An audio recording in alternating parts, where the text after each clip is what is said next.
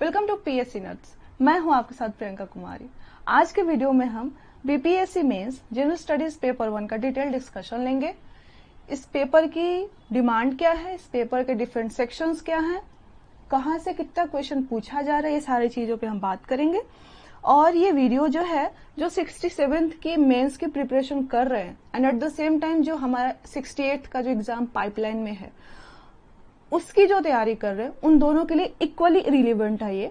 But एक caveat में add करना चाहती हूँ, जो बच्चे 67 की तैयारी में ऑलरेडी लगे हुए हैं, अगर उनके माइंड में पीवाईक्यू के एनालिसिस से रिलेटेड अगर एक रीजनेबल अमाउंट ऑफ डाउट ना हो, तो प्लीज आप जो फॉलो कर रहे हैं आप वो पढ़िए, because your time is more precious than any video. अभी कोई भी वीडियो एक ही चीज के लिए मल्टीपल वीडियो सुनने से ज्यादा अच्छा है कि आप एक सटीक सा स्ट्रेटेजी ले और उस पर स्टिक रहे, राइट।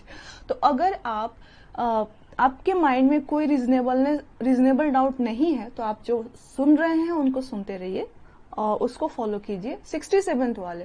बट आपको लगता है कि नहीं, आपकी पीवाईक्यू एनालिसिस नहीं हो पाई है प्रॉपर तरीके से, आपको अभी भी थोड़ी कहीं ना कहीं एक एम्बिग्यूटी है, तो आप इस वीडियो को, इस डिस्कशन को देख सकते हैं and I can sure you कि that you will get best analysis, okay. And 68th वाले आप अपनी पूरी स्ट्रेटेजी, जीएस पेपर 1 की जो स्ट्रेटेजी है, इस पूरे डिस्कशन के पे अलाइन कर सकते हैं और you can rely on this discussion, ठीक है।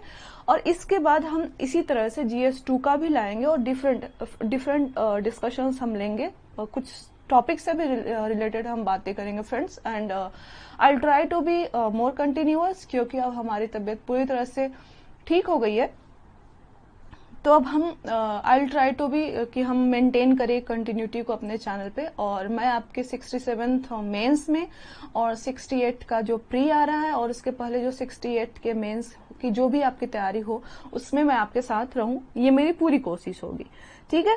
तो ये डिस्कशन आप देख रहे हैं पीएससी नट्स पे और ये आपके सामने लाया गया है प्रियंका कुमारी के द्वारा। सो हम स्टार्ट करते हैं, okay. So friends, general studies paper 1 का वेटेज की अगर बात करें तो 300 मार्क्स की ये पेपर 1 होती है। इसके 3 सेक्शंस होते हैं, right. So first section is modern history and culture, second section is current affairs, जिसको हम बोलते हैं कि events of national and international importance, and third section is data interpretation, जिसमें हम पाई चार्ट्स, बार डायग्राम्स और उनका मल्टीपल परमुटेशंस हम देखते हैं, राइट। तो ये सारी चीजें इस पेपर में आती हैं, ओके। सो सेक्शन 1 अब हमने 3 सेक्शंस देख लिए, तो हम सेक्शन 1 को डील करेंगे, फिर सेक्शन 2 पे जाएंगे, फिर सेक्शन 3 पे जाएंगे, राइट। सो सबसे पहले सेक्शन 1 की बात करें अगर, तो फ्रेंड्स अभी तक का जो पैटर्न है, 66 मेंस तक बीपीएससी ने सेक्शन 1 से 6 सवाल पूछे हैं, जिनमें से आपको वो चाहती है, उसकी वारंट क्या, उसकी नीड क्या है कि आप 3 करें आउट ऑफ 6 में से, और हर क्वेश्चन आपका 38 मार्क्स का होता है। इट मीन्स आपके 100, जो हिस्ट्री वाला सेक्शन है वो 114 मार्क्स का होता है। So you should not ignore this section, right, ठीक है। तो अब हम सेक्शन 1 को डील करेंगे, हिस्ट्री एंड कल्चर वाले सेक्शन को, राइट। इसके इंपॉर्टेंट थीम्स पे जाएंगे। फ्रेंड्स, एक बात मैं बता दूं, मोस्टली बच्चों को लगता है कि हिस्ट्री में तो पाला आर्ट ही पूछा जा रहा है, मौर्य ही पूछ रहे हैं, बिरसा ही पूछ रहे हैं, तो मतलब वो ज्यादा इस पे ध्यान देते नहीं। बट अगर देखा जाए तो जो पेपर 1 है हमारा ना, बहुत स्कोरिंग हो सकता है अगर आप क्वेश्चन के डिमांड को समझने की कोशिश करें। क्वेश्चंस के डिफरेंट सेक्शंस होंगे, क्वेश्चन का जो कमांडिंग वर्ड होगा उसके अकॉर्डिंग अगर आप अपने आंसर को अलाइन करते हैं, क्वेश्चंस के डिफरेंट सेक्शंस को एड्रेस करते। फॉर एग्जाम्पल, अभी हम आर्ट एंड कल्चर में चलेंगे तो बात करेंगे, ओके, वहां पे एग्जाम्पल हम देखेंगे। सो सेक्शन 1 में फ्रेंड्स, हिस्ट्री में आपके 5 इंपॉर्टेंट थीम्स हैं, जिसमें आपका आर्ट एंड कल्चर आता है, जो कि बिहार एक्सक्लूसिव है, और ट्राइबल रिवोल्ट हम देखते हैं। उसके बाद 1857 का रिवोल्ट होता है, Indian freedom struggle and evolution of education and press. ये 5 थीम्स इंपॉर्टेंट है जिसपे सवाल आता है, राइट। सो हम अब थीम 1 को एड्रेस करते हैं। इसमें आर्ट एंड कल्चर होगा हमारा, और इसमें हम डिस्कस करेंगे कि कहाँ से कैसे बच्चे मिस्टेक्स करते हैं, जो कि आपको नहीं करना है, राइट।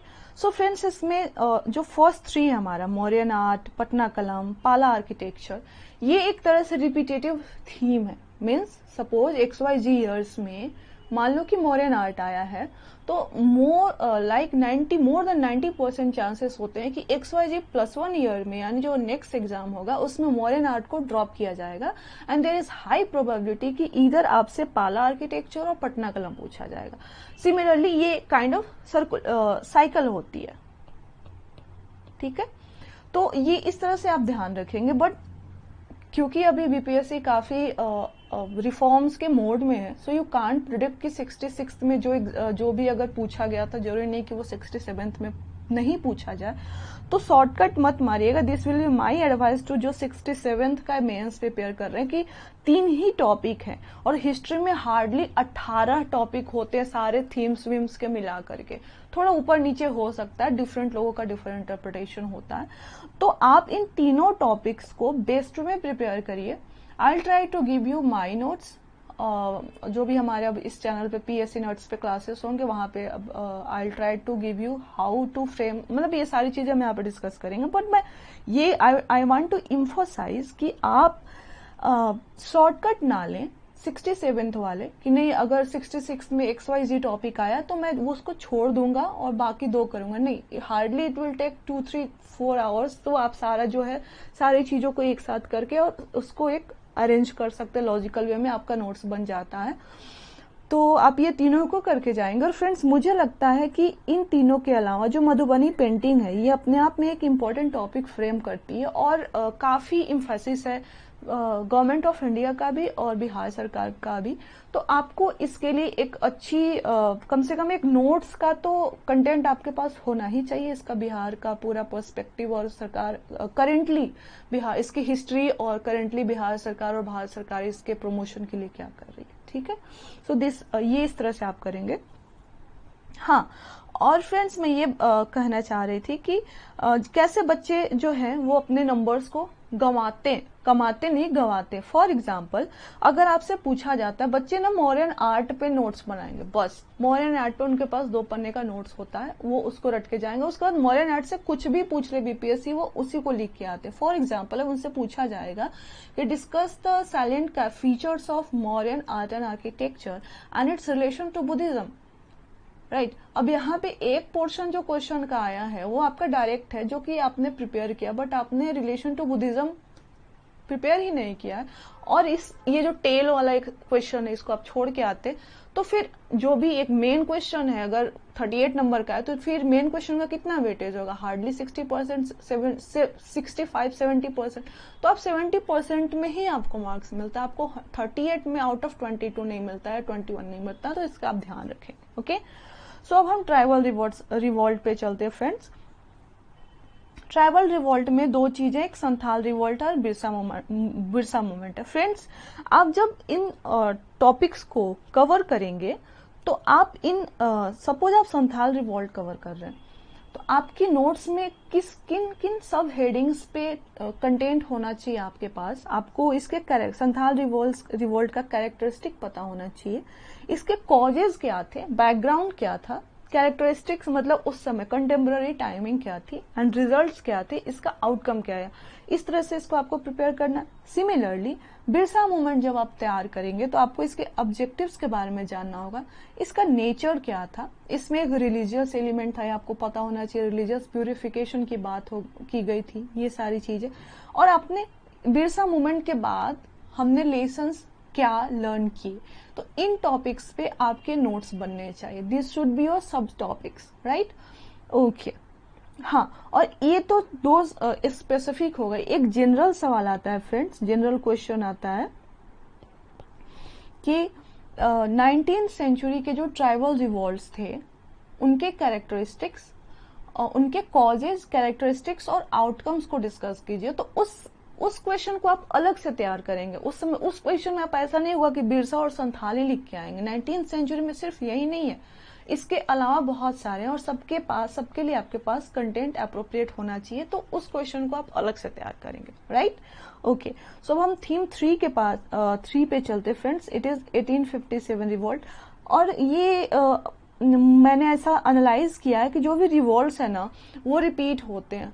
मीन्स अगर आप इन तीनों में से, तो एक बार तो ऐसा हुआ था कि ये 2 क्वेश्चन रिपीट हुए हैं, नहीं तो अगर ये 2 आ रहे हैं मीन्स एक ना एक रिवोल्ट आपके पास आना ही है, एक ना एक रिवोल्ट क्वेश्चन में होनी ही होनी है। ओके, तो आप तैयार करेंगे उसी तरह से। 1857 का रिवोल्ट आपको किन सब टॉपिक्स पे तैयार करने हैं। आपको इसके कॉजेस पता होने चाहिए, आपके इसके कंसिक्वेंसेस पता होने चाहिए, मीन्स रिवोल्ट, पास्ट, आउटकम। अगर ये फेलियर है, 1857 रिवोल्ट अगर फेलियर है तो इसके what were the account, reasons क्या थे फेलियर के, आपको वो तैयार करना है। और हर टॉपिक में जो भी आप पढ़ेंगे उसमें बिहार का कंट्रीब्यूशन और रोल ऑफ कुंवर सिंह, ये दोनों सब टॉपिक्स तो क्लब हो जाते हैं, इनको आप स्पेशल इम्फेसिस देंगे। और कुंवर सिंह तो बहुत ही हाईलाइटेड पर्सनालिटी हो जाते हैं हमारे लिए। आप देखेंगे कि एक दो अगर ऐसे नेम्स आ जाते हैं बिहार से कुंवर सिंह के अलावा जो आप 1857 के रिवोल्ट में कोट कर सके, तो आप वहां से आराम से 2 नाम पे और 2 उनके कंट्रीब्यूशन पे आप +3 +4 मार्क्स ला सकते हैं। सो दिस विल बी, ये सब टॉपिक्स होने चाहिए आपके 1857 रिवोल्ट को प्रिपेयर करने में। ओके, अब हम इंडियन फ्रीडम स्ट्रगल पे चलते हैं। ये अपने आप में थोड़ा सा बड़ा पोर्शन हो जाता है और हिस्ट्री का मेजर पोर्शन कॉन्स्टिट्यूट करता है। ओके फ्रेंड्स, सो सबसे पहले हम स्टार्ट करते हैं। देखो, जैसे जैसे हमारा इंडियन नेशनल मूवमेंट के बड़े मेजर इवेंट्स हुए हैं वही हमारे बीपीएससी के लिए इम्पोर्टेंट हो जाती है। पर यहाँ पे हम बिहार स्पेसिफिक मीन्स बिहार का कंट्रीब्यूशन, बिहार में क्या इसका इम्पैक्ट रहा, बिहार का पार्टिसिपेशन क्या रहा, बिहार इसका एक्सटेंट क्या रहा, ये सारी चीजें हम यहाँ पे ज्यादा इम्फोसाइज करते हैं। ओके, सो जो मेजर इवेंट था हमारा 1905 में पार्टीशन ऑफ बंगाल, वो बिहार के लिए इम्पोर्टेंट रोल प्ले करता है। सो यहां से इसके आसपास से बीपीएससी पूछती है कि मॉडर्न बिहार का rise, partition of Bengal and rise of modern Bihar आपको लिंक करना होता है। दूसरा है कि एक तो बिहार स्पेसिफिक हो गया, सेकेंडली वो पूछती है कि partition of Bengal and its influence of India's freedom struggle, Bengal का विभाजन और इसका जो इम्पैक्ट था भारतीय फ्रीडम स्ट्रगल में, उसको आपको लिखना होता है। तो इन दो, जब भी आप पार्टीशन ऑफ बंगाल को तैयार करेंगे बीपीएससी से रिलेटेड, तो आप इन 2 टॉपिक्स पे आपके पास 38 मार्क्स के कंटेंट आपको प्रिपेयर करने हैं। ठीक है, और फ्रेंड्स एक और चीज मैं इम्फोसाइज करना चाहूंगी कि मैं भी हम क्या होता है ना कि हम वो जो एक आउटकम होता है, एक प्रोडक्ट के पहले जो मेहनत लगती है ना, उस पे हम एफर्ट नहीं लगाना चाहते हैं। आपको अगर मैं यहाँ पे नोट्स प्रोवाइड करूंगी या फिर जो भी हम डिस्कशन लेंगे, तो जो जहां तक रीच होगी उन सारे बच्चों के पास वो कंटेंट जाएगा, राइट। तो अगर इस तरह से डिफरेंट चैनल्स है यूट्यूब पे और वो सारे सबके पास एक ही कंटेंट होगा, मोस्टली सारे बच्चे सारे चैनल मोस्टली फॉलो करते हैं, तो सबके पास मोर और लेस सिमिलर कंटेंट होता है और सारे लोग सिमिलर चीजें लिखते हैं, इसलिए एवरेज मार्किंग आती है। तो आप ट्राई करें कि मान लीजिए कि आपको पार्टीशन ऑफ बंगाल से इन 2 टॉपिक्स पे या फिर 1857 के जो मैंने टॉपिक्स बताए, कॉजेस, कंसिक्वेंसेस और ये सारी चीजें, बिहार का कंट्रीब्यूशन, अब ये चीजें आपको बनी बनाई अगर कहीं से मिल रही है, तो आप अगर यही चीज को परोस के आते हैं तो एग्जामिनर आपको एवरेज मार्क क्यों नहीं देगा, क्योंकि बाकी सारे लोग सेम लिख रहे हैं, सिमिलर भी नहीं सेम लिख रहे हैं। आपको इसमें अपना एक्स फैक्टर तो डालना होगा ना, आप इसमें अपना क्या कंट्रीब्यूशन करते हैं। एटलीस्ट आप 2-3 पर्सनालिटीज बिहार के अपने सर्च करिए, अपना कंटेंट बनाइए, उसको ऐड कर लीजिए, वो आपका एक्स फैक्टर हो जाएगा जो कि आपको +2 +3 +4 मार्क्स दिला सकता है, राइट। आप अपने कॉजेज या कंसिक्वेंसेस में देखिए कि एक अगर 5 पॉइंट है तो मैं छठा क्या डिफरेंट कर सकता हूँ, क्या लिख सकता हूँ। थोड़ा सा रिसर्च कंटेंट पे आपको खुद से भी करना चाहिए अपार्ट फ्रॉम जो भी आपको मिलता है। ओके फाइन जी। सो अब हम चल रहे हैं, हाँ, पार्टीशन ऑफ बंगाल हो गया हमारा, इन 2 टॉपिक्स पे आपको तैयार करना है। ठीक है, दोनों को separately, for example rise of modern भी यहाँ पे आप 38 मार्क्स का तैयार करेंगे और पार्टीशन ऑफ बंगाल का फ्रीडम स्ट्रगल पे क्या इन्फ्लुएंस हुआ था उसको आप 38 मार्क्स का तैयार करेंगे। ठीक है, ओके। सेकेंडली आता है चंपारण सत्याग्रह। चंपारण सत्याग्रह बहुत इंपॉर्टेंट है। तो किन किन सब टॉपिक्स पे चंपारण सत्याग्रह को आपको प्रिपेयर करना है। Again these are the things जिस पे आपको कंटेंट प्रिपेयर करना है, और बहुत ही स्ट्रक्चर्ड, बहुत ही डिटेल्ड डिस्कशन है ये, and this is entirely based on the, और एक ही कंपास होता है हमारा PYQ, प्रीवियस ईयर क्वेश्चन और सिलेबस, उसी पे बेस्ड है। और प्लीज डोंट मिस दिस सब टॉपिक्स, क्योंकि यहाँ से अगर इस तरह से टॉपिक्स आपको मिलते हैं और क्वेश्चन आता है और छूटता है तो दिक्कत होती है। ओके, सो चंपारण सत्याग्रह पे अगर हम बात करें तो सबसे पहले आपको तैयार करना है कि चंपारण सत्याग्रह जो था वाटरशेड था, पूछा गया है चंपारण सत्याग्रह वाज अ वाटरशेड मूवमेंट, ये भी पूछा, या फिर वाटरशेड पूछे, या फिर टर्निंग पॉइंट पूछे, या फिर इंपॉर्टेंट माइलस्टोन नेशनल मूवमेंट का आपको ये बताना है कि ये कैसे था। अगर आपका कमांडिंग वर्ड इधर ये वाटरशेड हो, चंपारण सत्याग्रह से रिलेटेड कि चंपारण सत्याग्रह जो है वाटरशेड था, या फिर टर्निंग पॉइंट था, या फिर माइलस्टोन था, आप एक ही कंटेंट को वहां पे प्रोड्यूस करके आएंगे, तो आप ये बिल्कुल क्लियर हो जाए और अपने नोट्स को इस तरह से बनाएं। ठीक है, तो ये हो गया फ्रीडम स्ट्रगल के लिए कैसे ये वाटरशेड था। सेकेंडली आप ये देखेंगे कि इसके कारण क्या थे, चंपारण सत्याग्रह के कॉजेज क्या थे और रिजल्ट क्या था। सेकेंड, आपका जब चंपारण सत्याग्रह पे बनाएंगे कंटेंट, तो पहला आप वाटरशेड वाला जो पॉइंट है इस पे 38 मार्क्स का आप अलग से बनाएंगे। जब कॉज और रिजल्ट बनाएंगे तो आपका 38 मार्क का होगा। थर्डली, आप जब देखेंगे पीजेंट अपराइजिंग के लिए इसका क्या सिग्निफिकेंस रहा, चंपारण के बाद अहमदाबाद हुआ, फिर खेड़ा हुआ, उसके बाद 1928-29 में, तो ये सारी चीजों में इसका क्या सिग्निफिकेंस रहा ये भी आपको देखना है। ठीक है, और आप ये जब भी लिखेंगे चंपारण, देखो फ्रेंड्स यहाँ पे कहीं भी चंपारण सत्याग्रह में बिहार के पार्टिसिपेशन की बात नहीं की गई है। बिहार में ही है मतलब चंपारण सत्याग्रह, बट स्टिल वहां के कौन कौन से लीडर्स ने पार्टिसिपेट किया ऐसा कुछ पूछा नहीं गया है। बट आपको जो मार्क्स मिलेगा ना, जो 20-22 से ऊपर जो मार्क्स मिलता है बिना पूछे एक्सटेंट ऑफ बिहार पार्टिसिपेशन, आप जब दिखाते हो कि बिहार से कौन कौन से लोग थे जो पार्टिसिपेट किए थे, कौन कौन से लीडर्स थे जो पार्टिसिपेट किए थे, वो मेंशन करते हो, तो फिर वो आपका एक्स फैक्टर होता है, उसके बदले आपको +3+4 मार्क्स मिलते हैं। ठीक है, तो ये सारी चीजें आप प्रिपेयर करेंगे। अब आगे चलते हैं फ्रेंड्स, नॉन कोऑपरेशन मूवमेंट की अगर हम बात करें तो नॉन कोऑपरेशन मूवमेंट में बिहार का मेजर एक्सटेंट देखा नहीं गया, वो अभी तक बीपीएससी ने आप पूछा नहीं है, बट अब इसको आप एक छोटा सा एक नोट्स की तरह पढ़ सकते हैं, और क्योंकि और भी चीजें होती हैं तो मैं नहीं कहूंगी कि नॉन कोऑपरेशन पे आप बैठ के नोट्स बनाइए, पर पूछा जा सकता है। कॉजेज एंड इसके आउटकम्स आप अगर तैयार कर लिए तो बहुत अच्छा रहेगा। अगर इस तरह से कोई गूगली बीपीएससी दे दे तो आप प्रिपेयर्ड रहेंगे, बाकी आपके पास काफी ऑप्शंस होते हैं एग्जाम में, राइट। तो ये पूछा नहीं गया नॉन कोऑपरेशन मूवमेंट अब तक, बट आप अगर causes and outcome and extent of participation में बिहार का आप देख दें, बिहार का कंट्रीब्यूशन क्या था, क्या, बस दिस इज द टॉप सब टॉपिक्स जिससे आपको कंटेंट अलाइन करने हैं। ओके, सीडीएम से बीपीएससी ने अब तक 2 बार सवाल पूछे, और उन दोनों बार में उन्होंने यही पूछा है कि डिफरेंट सोशल क्लासेस थे बिहार के, तो उनका पार्टिसिपेशन क्या था। फॉर एग्जाम्पल पीजेंट्स का पार्टिसिपेशन क्या था, वर्कर्स का पार्टिसिपेशन क्या था, राइट। तो डिफरेंट जो सोशल क्लासेस थे उनका पार्टिसिपेशन क्या था, और ये आपको प्रिपेयर करना है। Different role of different social classes in Bihar, students का क्या रोल था, पॉलिटिशियंस का क्या रोल था, पॉलिटिकल क्लास, लॉयर्स का क्या रोल था, ये सारी चीजों पे आपको एक अच्छे से 38 मार्क्स का प्रिपेयर कर लेना है, क्योंकि this is a potential question, ये पूछा जा सकता है, राइट। अब हम चलते हैं जो बीपीएससी की फेवरेट एरिया है, quit individual Satyagraha and quit India movement. Okay, so friends, इसमें सबसे पहले आपको इंडिविजुअल सत्याग्रह को अलग देखना है एंड क्विट इंडिया मूवमेंट को अलग देखना है। ये दोनों इवेंट्स आसपास के हैं, 1940 to 42 तक की इवेंट्स है, इसलिए मैंने इनको क्लब किया हुआ है, राइट।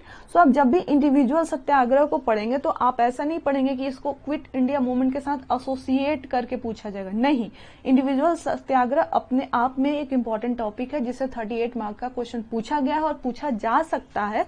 तो आप जो है इंडिविजुअल सत्याग्रह को अलग से प्रिपेयर करेंगे और इसमें आप बिहार का कंट्रीब्यूशन अच्छे से तैयार करके जाएंगे।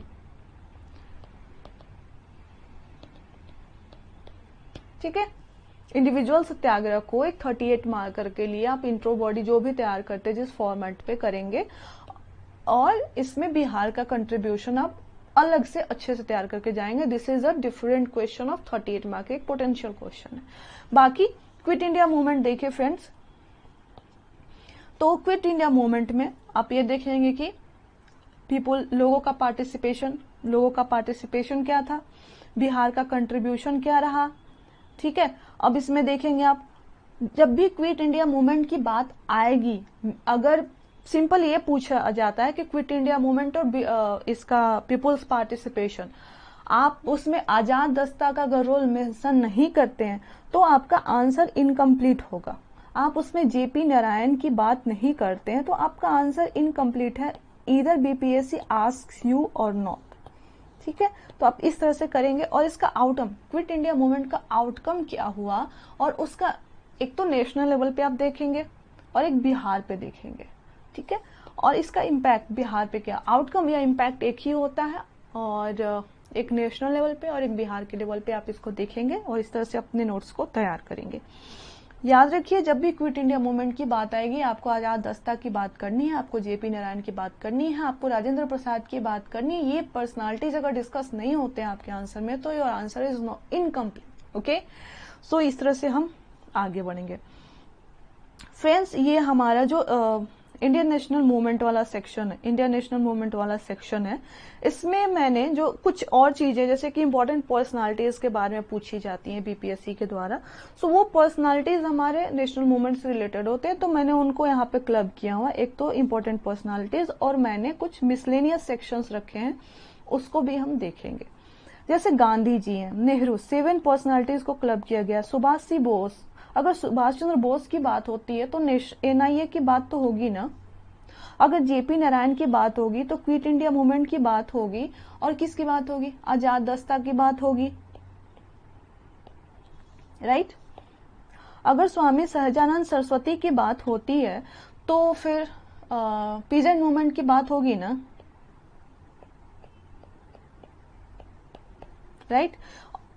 मूवमेंट, अगर आप मान लो अगर नेहरू की बात होती है, सेकुलरिज्म की बात, नेहरू की बात हो और सेकुलरिज्म की बात ना हो, उसकी idea of secularism, idea of India, ये सारी चीजें सोशल उनके जो थॉट्स थे, तो ये बात हो गया। गांधी जी की बात होती है फ्रेंड्स, तो गांधी जी की बात हो और उनके कास्ट पे उनके ओपिनियन ना जाना जाए, सत्याग्रह पे उनका क्या थॉट्स थे ये ना जाना जाए, तो फिर ये अधूरा है। तो इन पर्सनालिटीज को अगर आप प्रिपेयर कर लेते हैं तो आपको जो 5 क्वेश्चंस हैं उन पे डिपेंडेंट रहने की जरूरत नहीं होगी। आप नोट्स में भी ये पर्सनालिटीज आते हैं, और एक क्वेश्चन को 38 मार्क्स, मुझे लगता है कि एक 38 मार्क का डील करने से अच्छा है कि 2 आप मेन क्वेश्चन डील करें और एक क्वेश्चन आप नोट्स में जाएं, क्योंकि 1919 में ज्यादा स्कोप है कि आप यहाँ पे आराम से 1919 में अच्छा लिखे आप तो आराम से 14 लेकर के, एवरेज भी प्लस एवरेज आया तो 28-30 तक पहुंच सकते हैं। बट अगर आप सिर्फ जैसे मेन क्वेश्चन जो लिखते हैं तो वहां पे अगर एवरेज लिखेंगे तो 20-22 ही आएगा। This is my opinion. और वैसे भी आप जब भी आप देखें तो नोट्स के अलावा जो 5 क्वेश्चन होते हैं उसमें हमेशा एटलीस्ट बीपीएससी ने पिछले 2-3 सालों में एक पर्सनालिटी तो पूछा ही है। स्वामी सहजानंद नोट्स में भी आए हुए हैं और स्वामी सहजानंद मेन क्वेश्चन में भी आए। यही इंसान 19 नंबर का भी पूछा जा और यही इंसान 38 नंबर का भी पूछा जा रहा है। तो आप इस तरह से तैयार करके जाएं। अब ये भी है कि हमें ये लगता है कि भाई आर्ट एंड कल्चर के ये क्वेश्चन रिपीट होने नहीं है, ट्राइबल रिवोल्ट होनी, तो हम हिस्ट्री पे मेहनत ही इतना कम करते हैं तो हमें एवरेज मार्किंग मिलती है। अब अगर पूरी दुनिया 3 क्वेश्चन रिपीटेड लिख रही है तो हम ये रिस्क ही नहीं लेना चाहते कि ठीक है 2 क्वेश्चन हमारा जो एक्सपेक्टेड है वो लिखेंगे, प्लस एक क्वेश्चन हम जो पर्सनालिटीज है उन पर्सनालिटीज को बहुत अच्छे से तैयार करके जाएं और उनको लिख के आए। तो ये भी किया जा सकता है। एनीवेज आगे बढ़ते हैं। तो इस तरह से आप ये पर्सनालिटीज तैयार कर लेंगे फ्रेंड्स। बाकी मिसलेनियस में आपसे एक बार पूछा गया नेशनलिज्म का इवोल्यूशन इंडिया में, ये पूछा हुआ सवाल है। तो आप इसको तो तैयार करेंगे ही, साथ में आप अगर नेशनलिज्म की इवोल्यूशन की बात अगर पूछी गई है तो आपसे कम्युनलिज्म की बात भी बीपीएससी पूछ सकती है, इसमें कोई इश्यू नहीं है। सो आप याद रखेंगे कि इवोल्यूशन ऑफ कम्युनलिज्म, मतलब इसको आप प्रिपेयर कर लेंगे। सेकेंडली, और ये 67th वाले और 68th वाले दोनों के लिए है, again I am telling, 68th वाले आप अपने प्रिपरेशन को बहुत स्ट्रक्चर्ड रखेंगे और 67th वाले आपके पास समय कम है, आप जितना हो पाए उतना तो करें ही, राइट। सिमिलरली ये जो ओवरसीज इमिग्रेशन और इंडेंजर्ड सिस्टम है, इसके बारे में बीपीएससी ने पूछा हुआ है।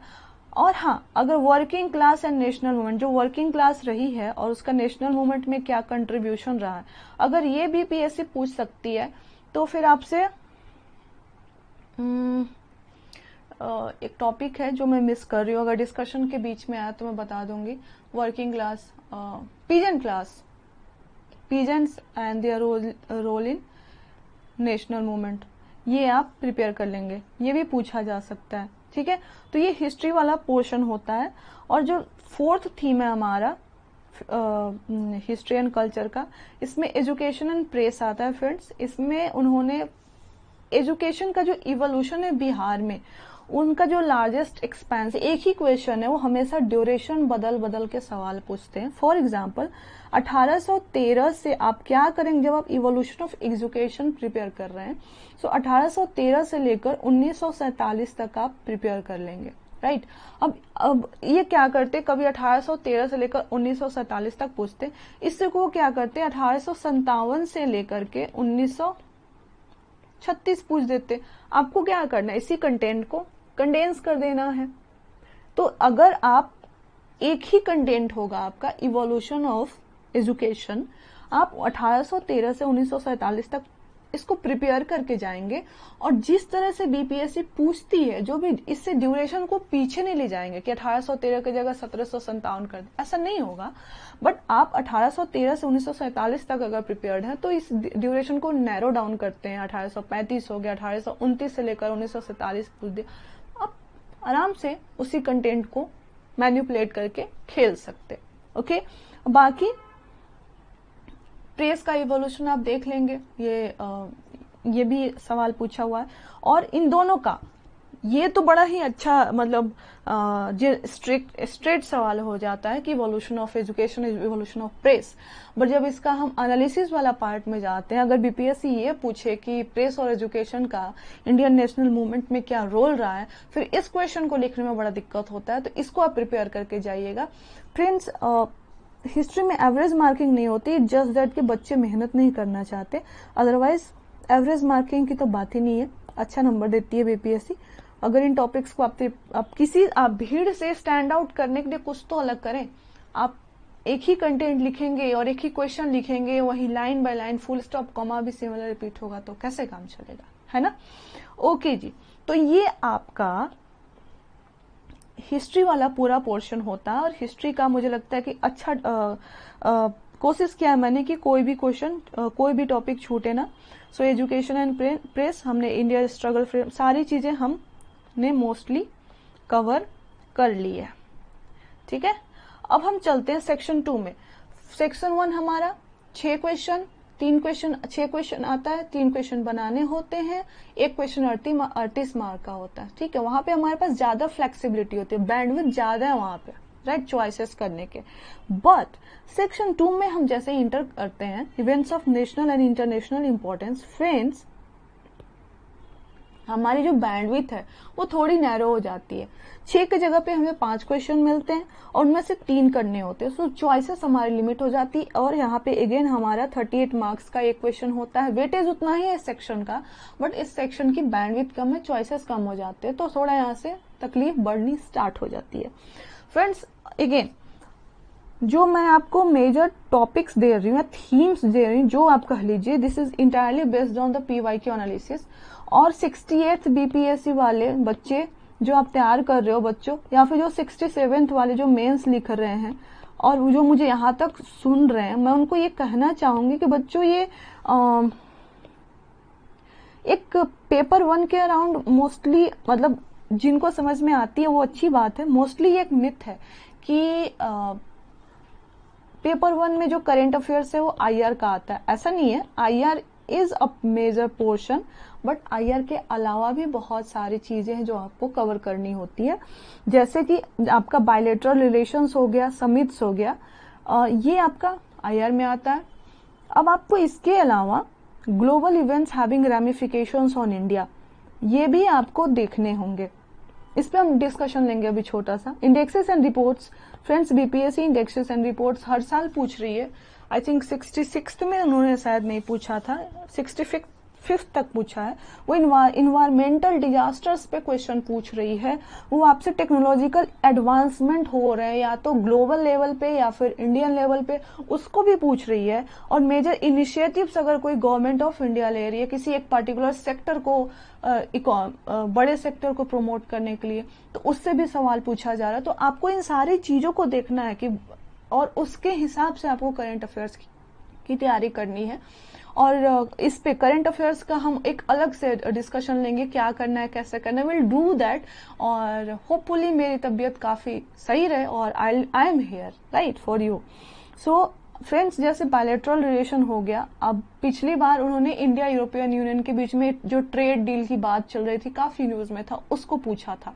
तो उस तरह से देखिए कि इस बार जो है अब पूरा कन्वेंशनल हम तो IR लेकर नहीं बैठ सकते ना कि अब पूरा 300 पेजेस का हम IR पढ़े, पॉसिबल नहीं है। अब ये देखिए ना कि इम्पोर्टेंट इस बार मेजर किसी कंट्री के साथ क्या हुआ, जैसे कि हमने पिछले कुछ सालों में इंडिया US में बहुत सारे जो एग्रीमेंट साइन किए, जैसे लेमोआ हो गया, कॉमकासा हो गया, राइट।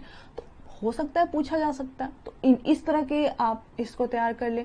अगर कुछ यूनिक है, कुछ नया हुआ है, कुछ बड़ा हुआ है जो इंडिया के पर्सपेक्टिव से इम्पोर्टेंट है, तभी वो हमारे एग्जाम के लिए इम्पोर्टेंट है। अदरवाइज हम 300 पेजेस का तो पढ़ते रह जाएंगे और डिलीवर करते रह जाएंगे। So this is how you are going to, जैसे कि पिछली बार इंडिया यूरोपियन यूनियन बताया मैंने, समिट्स इंपॉर्टेंट है फ्रेंड्स, जैसे कि ब्रिक्स समिट हो गया, उसकी आपको थीम याद रखनी है और उस थीम के हिसाब से आपको अपने कंटेंट को अलाइन करना है। बिल्कुल थीम पे BPSC ने क्वेश्चन पूछा है, जब हम करंट अफेयर्स वाला सेक्शन अलग से लेंगे तो हम डिस्कस करेंगे। तो अगर कोई अभी रिसेंटली कोई समिट हुई है, बड़ी समिट हुई है, बड़ी बात हुई है जिसमें इंडिया का मेजर स्टेक है, तो आपके लिए इंपॉर्टेंट हो जाता है। अब global events having ramifications on India, जैसे रोहिंग्या क्राइसिस हुआ था, बट वो हमारे BPSC के लिए एक पोटेंशियल क्वेश्चन बना है क्योंकि ये बड़ा इवेंट है और जिसका हमारे ऊपर बड़ा इम्पैक्ट था, हमारा एक स्टेक था, right. So in the same way अभी जो इंडिया यूक्रेन क्राइसिस है, sorry I am extremely sorry, Russia Ukraine crisis है, उसको आप प्रिपेयर करेंगे। और ये सिर्फ इसलिए हमारे लिए इम्पोर्टेंट है क्योंकि इसमें we as a world member of world community we also have stake in this things.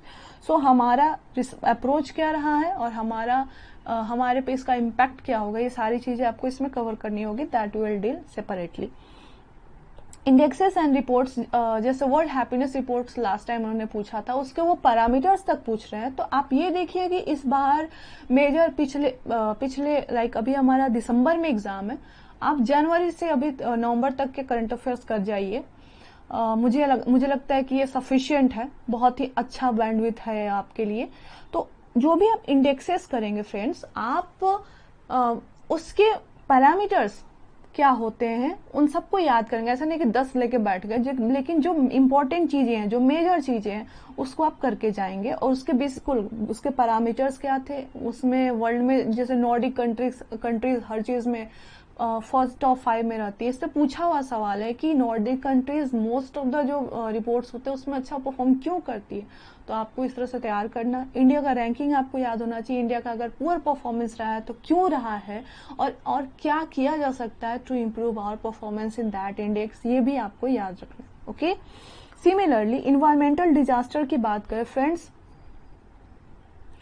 Covid से पहले ऑस्ट्रेलिया में बुश फायर हुआ था और अमेजन जो कि यहाँ अपने साउथ अमेरिका में ब्राजील में उसमें आग लगी थी। तो उन्होंने सीधा सीधा सवाल पूछा था इन दोनों इवेंट्स को क्लब करके कि जो अभी रिसेंटली ऑस्ट्रेलियन बुश फायर और अमेजन बर्न वाले इवेंट हुए हैं उसके इकोलॉजिकल और इकोलॉजिकल कंसिक्वेंसेस क्या होंगे, राइट। तो इस तरह के अगर कोई इवेंट इन्वायरमेंटल डिजास्टर होता है तो आप उसको प्रिपेयर करेंगे। जरूरी नहीं कि वो वर्ल्ड में कहीं हुआ, जो हो सकता है कि इंडिया में कोई बहुत बड़ी लैंडस्लाइड आई हो,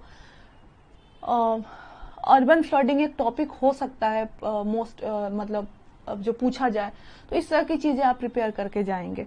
सिमिलरली टेक्नोलॉजिकल एडवांसमेंट फ्रेंड, ये सारी चीजें आपके जीएस पेपर 1 के करंट अफेयर्स में ही आएंगी।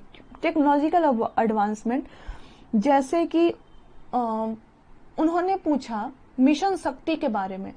अगर ये टेक्नोलॉजिकल एडवांसमेंट जब आप कवर करेंगे, आप इंडिया को भी कवर करेंगे और वर्ल्ड वाइड भी देखेंगे कि कोई नया इनोवेशन हुआ है क्या जिसका पॉजिटिव रेमिफिकेशंस हो, राइट। जैसे कि उन्होंने मिशन शक्ति पूछा था इंडिया से रिलेटेड, और जब स्टारडस्ट लॉन्च हुआ था, स्टारडस्ट 1.0, तब उन्होंने पूछा था। और इस तरह बहुत ही माइन्यूट में जाते हैं, उनको स्पेसिफिक नाम चाहिए कि कौन से ऑर्गेनाइजेशन ने लॉन्च किया। तो ये सारी चीजें इस तरह से अगर आप ये देखिए कि टेक्नोलॉजी में इंडिया में कोई नया बड़ा अचीवमेंट हुआ है या फिर वर्ल्ड में कुछ नया अचीवमेंट हुआ है तो उसको आप प्रिपेयर करेंगे। उसके बाद आता है major initiative of government of India. Friends, जैसे आत्मनिर्भर पैकेज आया था, तो आत्मनिर्भर भारत रोजगार योजना से रिलेटेड बीपीएससी ने सवाल पूछा था कि इसको एग्जामिन करना था उसके सिग्निफिकेंस को। उससे पहले भी उन्होंने कुछ ऐसे इनिशिएटिव्स, मेजर इनिशिएटिव्स से पूछे हैं सवाल जो मुझे याद नहीं आ रहा है। तो आप इस तरह से आप देखें कि जो आप क्या करें, डिफरेंट सेक्टर्स ऑफ इकोनॉमी को देखें और इसमें देखें कि भारत सरकार जो है रिसेंटली ऐसी कौन सी स्कीम लाई है, कौन सी उन्होंने नए पॉलिसी लाया जिसपे स्ट्रक्चरल इम्पैक्ट हो सकता है उसका इकोनॉमी पे या उस पर्टिकुलर सेगमेंट ऑफ इकोनॉमी पे, उसको प्रिपेयर करें। इंड टू इंड मैगजीन नहीं पढ़नी है, आप यूपीएससी एग्जाम नहीं देने जा रहे हैं। आपको टॉप 5 चीजें आपको आइडेंटिफाई करनी है, उनको बेस्ट में प्रिपेयर करना है और आपको वहां पे डिलीवर करके आना है। So this is how you are going to prepare current affairs. Friends, एक साल का current affairs January 2022 to November 2022, I think that will suffice. और आप एक साल का करंट अफेयर्स करके जाइए, बहुत अच्छा होगा। इंड टू इंड नहीं पढ़ना है, ओके। हम अलग से डिटेल डिस्कशन लेंगे करंट अफेयर्स के लिए, कुछ ऐसा है मेरे दिमाग में, will do that later on, but मैं आपको पहले बता रही हूँ, ओके। नाउ कमिंग टू जो सेक्शन 3 है हमारा डाटा इंटरप्रिटेशन का।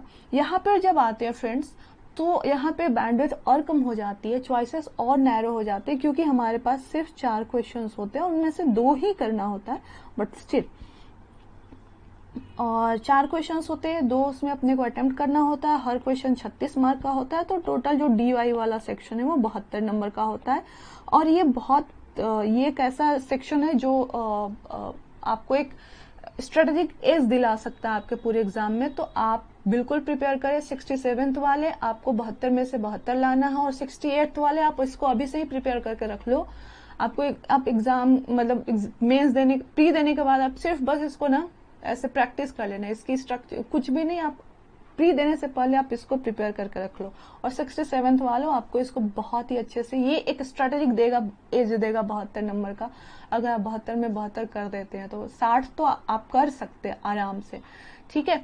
तो इसमें फ्रेंड्स आपको देखा गया है कि पाई चार्ट से वो सवाल पूछते हैं, मल्टीपल बार डायग्राम होता है, लाइन डायग्राम्स होते हैं, या फिर वो ऐसा कर देते हैं कि 2 पाई चार्ट दे दें, या दो बार डायग्राम्स दे दे, 2 लाइन डायग्राम्स दे दे, या फिर एक पाई चार्ट एक लाइन डायग्राम। इस तरह से वो एक परमुटेशन कॉम्बिनेशन बना के थोड़ा सा उनको भी डिफिकल्ट करना है, अदरवाइज वो नंबर तो ऐसे ही दे देंगे, है ना। तो इस तरह से आपको इसको प्रिपेयर करना है। और बहुत जल्दी हम बहुत सारी चीजें लेकर आने वाले हैं। होपफुली मैं 67th आपका जो मेंस है उसका जीएस पेपर 1 है, उसमें मैं आपका बहुत जितना मेरे से मतलब मैं पूरे मेंस में आपके साथ रहूं। 68th वालों, आपकी भी मेंस की तैयारी में मैं आपके साथ रहूं, और आपकी प्री की तैयारी में भी मैं आपके साथ रहूं, ये मेरी पूरी कोशिश रहेगी। तो होपफुली जो हमारा बीपीएससी में जीएस 1 है वो आपको उसकी डिमांड क्या है समझ में आया होगा। और अपनी पूरी जो तैयारी है आप बिल्कुल इसी तरह से अलाइन करें। बिल्कुल इन्हीं टॉपिक्स के अराउंड आपकी तैयारी होनी चाहिए। आप कंटेंट हंटिंग आप खुद के लिए अपने नोट्स बनाइए। मैं तो यही कहूंगी, दो I will give you notes but still I ask you कि आप अपने खुद के नोट्स बनाएं। एक तो आप जब उसके लिए मतलब कंटेंट हंटिंग पे लगते हैं ना खुद के लिए, आधी तो याद तभी हो जाती है, वो आपका अपना कंटेंट होता है। मोस्टली हो सकता है कि 50% 40% पॉइंट सिमिलर हो, बट 100% पॉइंट सिमिलर हो ये नहीं होता है। बहुत सारी चीजें नहीं होती, आप अपनी बात लिखते हैं, अपनी तरह से लिखते हैं, और वो जब तक आपका पूरा नोट्स बनता है आप वो चीजें मोस्टली आपकी याद हो जाती है। तो this is how I want you to prepare. बाकी अगर कोई डाउट हो तो please write down in the comment section, और मैं आपके मेंस में और प्री में दोनों में आपके साथ हूँ। बाकी I will try to be more continuous, right? So thank you so much for watching.